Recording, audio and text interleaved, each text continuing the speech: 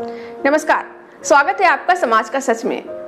आज हम एक ऐसे सवाल का जवाब देने जा रहे हैं जो ब्राह्मणवादी सवर्ण लोग बार बार उठाते हैं। सवाल ये है कि अगर पहले भारत में मनुवादी व्यवस्था थी, अगर दलितों और शूद्रों को पढ़ने का अधिकार नहीं था, तो बाबा साहेब अम्बेडकर, उनके पिता रामजी मालोजी और ज्योतिबा फुले ने शिक्षा कैसे हासिल की? ये सवाल एक सवाल नहीं है, बल्कि एक चाल है, उस ऐतिहासिक सच्चाई को छिपाने की चाल जिसने भारत के बहुसंख्यक लोगों को सदियों तक गुलामी में रखा। लेकिन आज हम न सिर्फ इस सवाल का जवाब देंगे, बल्कि ये भी बताएंगे कि कैसे ब्रिटिश शासन बहुजनों के लिए वरदान साबित हुआ। जी हाँ, वही ब्रिटिश शासन जिसे सवर्ण लोग कोसते हैं, लेकिन जिसने शिक्षा के दरवाजे खोलकर बहुजनों को नई रोशनी दी। इस सवाल का जवाब देने से पहले हमें ये समझना होगा कि मनुवादी व्यवस्था क्या थी। मनुस्मृति और अन्य ब्राह्मणवादी ग्रंथों ने भारत के सामाजिक ढांचे को इस तरह बनाया कि शिक्षा, संपत्ति और सम्मान का अधिकार सिर्फ ब्राह्मणों, क्षत्रियों और वैश्यों तक सीमित रहे।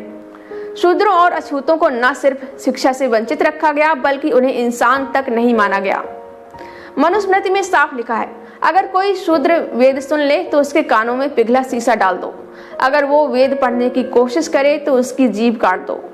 ये थी वो क्रूर व्यवस्था जो भारत को सदियों तक जकड़े रही। शूद्रों और दलितों को स्कूलों में घुसने की इजाजत नहीं थी, उन्हें मंदिरों में प्रवेश नहीं था, उनके लिए पानी के कुएं तक बंद थे। इस व्यवस्था में शिक्षा सिर्फ तथाकथित उच्च वर्णों का विशेषाधिकार थी। ब्राह्मण गुरुकुलों में वेद पढ़ते थे, जबकि शूद्रों को खेतों में मजदूरी करने या गंदे काम करने के लिए मजबूर किया जाता था। ये व्यवस्था इतनी सख्त थी कि अगर कोई शूद्र पढ़ने की कोशिश करता तो उसे कठोर सजा दी जाती थी। फिर सवाल उठता है कि अगर ये व्यवस्था इतनी क्रूर थी तो अम्बेडकर, उनके पिता और ज्योतिबा फुले जैसे लोग आखिर पढ़ कैसे गए? सवर्ण लोग अक्सर ये सवाल उठाकर ये जताने की कोशिश करते हैं कि शायद मनुवादी व्यवस्था इतनी बुरी नहीं थी, लेकिन सच तो ये है कि इन लोगों की शिक्षा मनुवादी व्यवस्था की देन नहीं थी। जी हाँ, ये उनकी असाधारण मेहनत, कुछ बाहरी अवसरों और सबसे ज्यादा ब्रिटिश शासन की नीतियों का परिणाम थी। जी हाँ, वही ब्रिटिश शासन जिसे सवर्ण लोग अक्सर गाली देते हैं, लेकिन जिसने शूद्रों और दलितों के लिए शिक्षा के दरवाजे खोले। तो आइए अब एक एक करके देखते हैं कि इन महान लोगों ने कैसे शिक्षा हासिल की और ब्रिटिश शासन ने इसमें क्या भूमिका निभाई। सबसे पहले बात करते हैं रामजी मालोजी सकपाल की, जो कि बाबा साहेब अम्बेडकर के पिता थे। रामजी महार जाति से थे, जिसे उस समय अछूत माना जाता था। फिर भी उन्होंने पढ़ना लिखना सीखा, लेकिन ये कोई चमत्कार नहीं था और ना ही मनुवादी व्यवस्था की मेहरबानी। ये ब्रिटिश शासन की नीति का परिणाम था। रामजी ब्रिटिश सेना में सूबेदार के पद पर कार्यरत थे। उस समय ब्रिटिश शासन में सेना में भर्ती होने वाले लोगों को बुनियादी शिक्षा देने की व्यवस्था थी। सैनिकों को पढ़ना लिखना, हिसाब किताब और सैन्य प्रशासन का काम सिखाया जाता था, ताकि वे अपने कर्तव्यों को बेहतर ढंग से निभा सकें। रामजी ने इस अवसर को दोनों हाथों से लपका। लेकिन क्या ये मनुवादी व्यवस्था की उदारता थी? बिल्कुल नहीं। मनुवादी व्यवस्था ने तो रामजी और उनके जैसे लोगों को हर कदम पर अपमानित किया। ब्राह्मणवादी समाज में उन्हें मंदिरों में घुसने की इजाजत नहीं थी। अंग्रेजों के कानून की वजह से दलितों को पढ़ने की इजाजत तो मिल गई थी, लेकिन स्कूल में मनुवादी शिक्षक होने की वजह से दलितों के बच्चों को स्कूल में अलग बिठाया जाता था, भेदभाव किया जाता था, उन्हें अछूत समझा जाता था। फिर भी रामजी ने हार नहीं मानी। उन्होंने न सिर्फ स्वयं पढ़ाई की, बल्कि अपने बच्चों को भी शिक्षित करने का सपना देखा। उनका सबसे बड़ा सपना था कि अपने बेटे भीमराव को पढ़ाना, लेकिन ये रास्ता आसान नहीं था। स्कूल में भीमराव को कक्षा के बाहर बैठना पड़ता था, उन्हें पानी छूने की इजाजत नहीं थी, शिक्षक उन्हें अपमानित करते थे। ये सब उस मनुवादी व्यवस्था का हिस्सा था जो दलितों को शिक्षा से दूर रखना चाहती थी। फिर भी रामजी ने अपने बेटे को प्रेरित किया और उनकी मेहनत रंग लाई। सवर्ण लोग अब जब ये सवाल उठाते हैं कि अम्बेडकर के पिता रामजी ने कैसे पढ़ाई की, तो वो ये भूल जाते हैं कि ये ब्रिटिश शासन की नीति थी जिसने रामजी को ये अवसर दिया। मनुवादी व्यवस्था ने तो उनके लिए सिर्फ अपमान और बाधाएं ही खड़ी की। अगर ब्रिटिश शासन नहीं होता तो ना रामजी ना अम्बेडकर को ये मौका मिलता। अब बात करते हैं ज्योतिबा फुले की, जिन्हें शूद्रों और अछूतों का मसीहा कहा जाता है। ज्योतिबा माली जाति से थे, जिसे उस समय शूद्र माना जाता था। 19वीं सदी के पुणे में जहां ब्राह्मणवादी पेशवा शासन का प्रभाव था, शूद्रों को शिक्षा से पूरी तरह वंचित रखा जाता था, फिर भी ज्योतिबा ने पढ़ाई की। कैसे, आइए जानते हैं। ज्योतिबा के पिता गोविंदराव आर्थिक रूप से स्थिर थे और उन्होंने अपने बेटे को पढ़ाने का फैसला किया। ज्योतिबा को पुणे के स्कॉटिश मिशन स्कूल में दाखिला मिला। ये स्कूल ब्रिटिश शासन और ईसाई मिशनरियों द्वारा संचालित था। उस समय मिशनरी स्कूलों में निम्न जातियों और शूद्रों के लिए शिक्षा के कुछ दरवाजे खोले गए थे, लेकिन ये कोई आसान रास्ता नहीं था। स्कूल में ज्योतिबा को भेदभाव का सामना करना पड़ा। ब्राह्मणवादी समाज उन्हें ताने मारता था, लेकिन ज्योतिबा ने हार नहीं मानी। उन्होंने न सिर्फ स्कूल में पढ़ाई की बल्कि स्वाध्याय भी किया। उन्होंने पश्चिमी विचारकों जैसे थॉमस पेन को पढ़ा, भारतीय सामाजिक व्यवस्था का विश्लेषण किया और ब्राह्मणवादी व्यवस्था की जड़ों को समझा। ज्योतिबा की सबसे बड़ी उपलब्धि थी कि उन्होंने न सिर्फ स्वयं पढ़ाई की बल्कि शूद्रों, अछूतों और महिलाओं के लिए शिक्षा के द्वार खोले। 1848 में उन्होंने और उनकी पत्नी सावित्रीबाई फुले जी ने लड़कियों और शूद्रों के लिए स्कूल खोला। ये उस समय की ब्राह्मणवादी व्यवस्था के लिए एक खुली चुनौती थी। उन्हें धमकियां मिली, अपमान सहना पड़ा, लेकिन वे डटे रहे। यहाँ फिर वही सवाल आता है कि ज्योतिबा ने कैसे पढ़ाई की। जवाब है, ब्रिटिश शासन और मिशनरी स्कूलों ने उन्हें ये अवसर दिया। मनवादी व्यवस्था ने तो उनके लिए सिर्फ बाधाएं खड़ी की। अगर ब्रिटिश शासन नहीं होता तो शायद ज्योतिबा को ये मौका नहीं मिलता। और सवर्ण लोग जो ये सवाल उठाते हैं वे ये भूल जाते हैं कि ज्योतिबा की शिक्षा मनवादी व्यवस्था की देन नहीं थी। ये उनकी मेहनत और ब्रिटिश शासन की नीतियों का परिणाम था।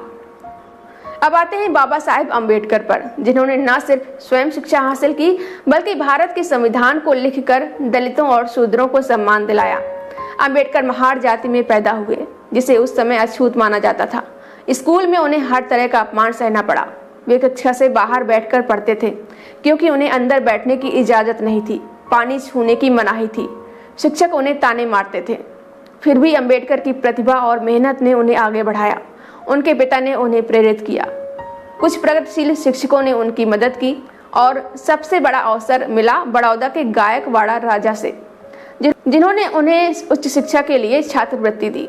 इस छात्रवृत्ति की वजह से अम्बेडकर कोलंबिया विश्वविद्यालय और लंदन स्कूल ऑफ इकोनॉमिक्स में पढ़ सके। लेकिन यहाँ सवाल फिर उठता है कि क्या अम्बेडकर की शिक्षा मनवादी व्यवस्था की देन थी? बिल्कुल नहीं।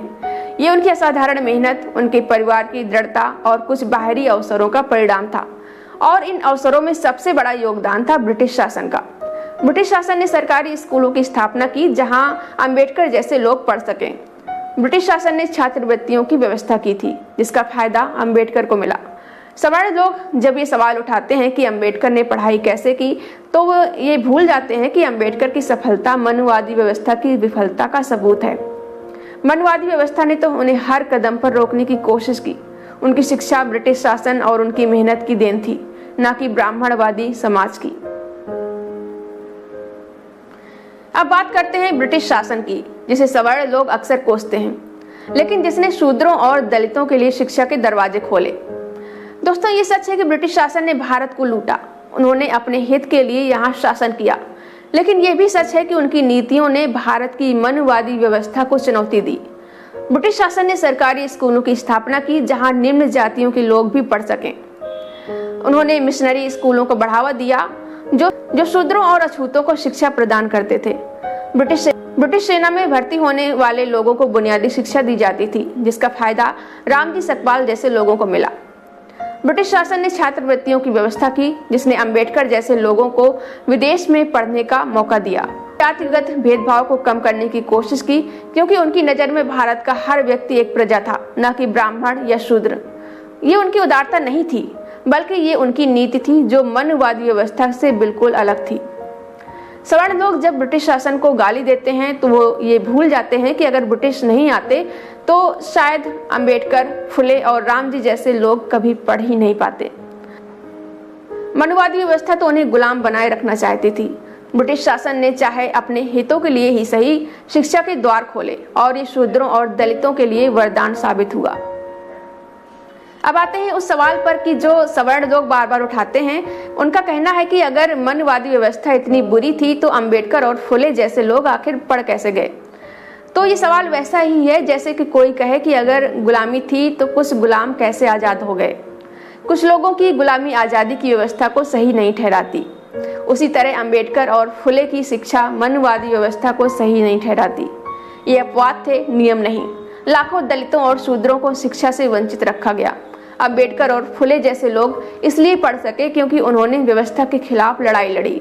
उन्होंने ब्रिटिश शासन के अवसरों का उपयोग किया। उन्होंने अपनी मेहनत से असंभव को संभव बनाया। लेकिन इसका मतलब ये नहीं कि मनुवादी व्यवस्था उदार थी। सवर्ण लोग अक्सर ये सवाल उठाकर उस ऐतिहासिक अन्याय को छिपाने की कोशिश करते हैं जिसने भारत के बहुसंख्यक लोगों को गुलामी में रखा।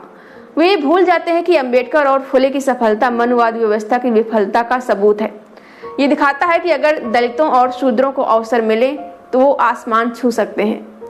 और सवर्ण भाइयों, अगर आप ये सवाल उठाते हैं तो एक बार अपने इतिहास को देख लीजिए, मनुस्मृति को पढ़ लीजिए, उस व्यवस्था को याद कीजिए जिसने शूद्रों को इंसान तक नहीं माना, और फिर सोचिए कि क्या आप उस व्यवस्था का बचाव करना चाहते हैं। तो साथियों, आज हमने देखा कि कैसे अंबेडकर, उनके पिता ज्योतिबा फुले ने मनुवादी व्यवस्था की बेड़ियों को तोड़कर शिक्षा हासिल की।